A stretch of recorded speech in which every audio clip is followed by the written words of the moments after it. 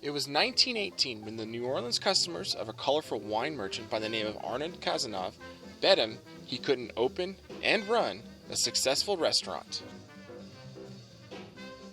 Almost a century later, though, Arnaud's is now the largest restaurant in New Orleans.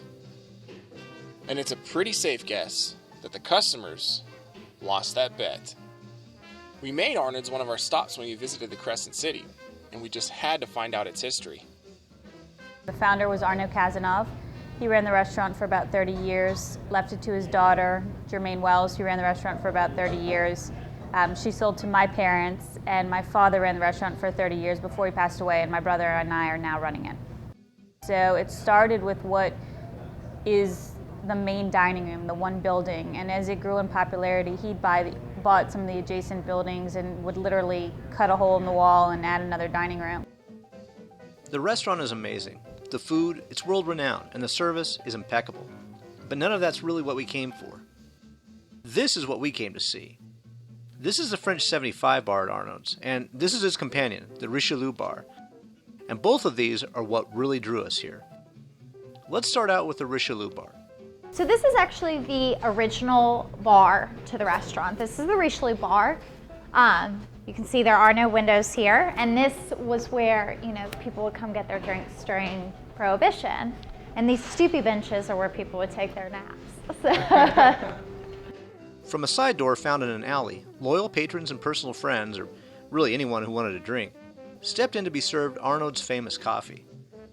The whole running joke was you had to get the coffee at Arnaud's because it wasn't really coffee.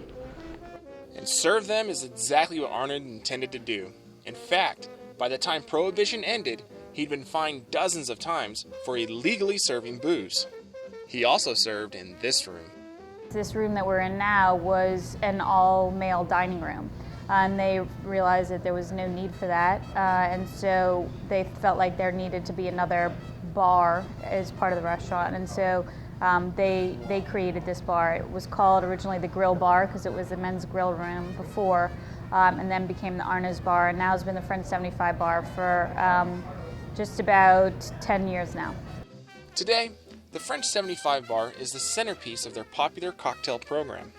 With this bar, I like to think that what I do is keep a delicate balance between the old school of cocktails and cocktail making, the methodology, the mechanics of making cocktails, with the new. There's all these new bars, there's new way to make drinks, there's new way to get ingredients and everything. But I just want, with the feel in here, it's like 1920s, and that's the whole theme of the bar.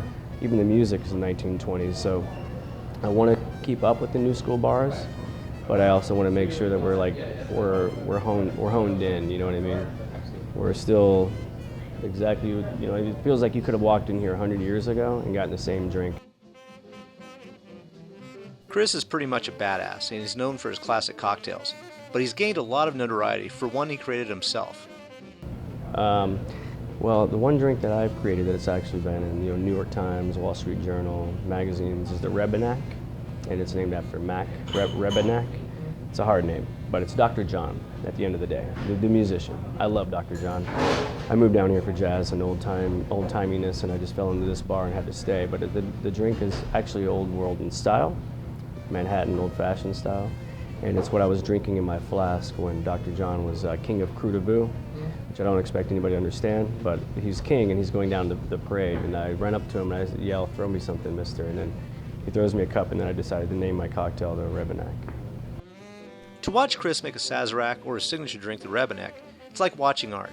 The intensity and perfection of every drink they make here has made the French 75 Bar a destination for cocktail lovers. The expanse of Arnaud's is a bit intimidating, and even we got lost wandering through its halls.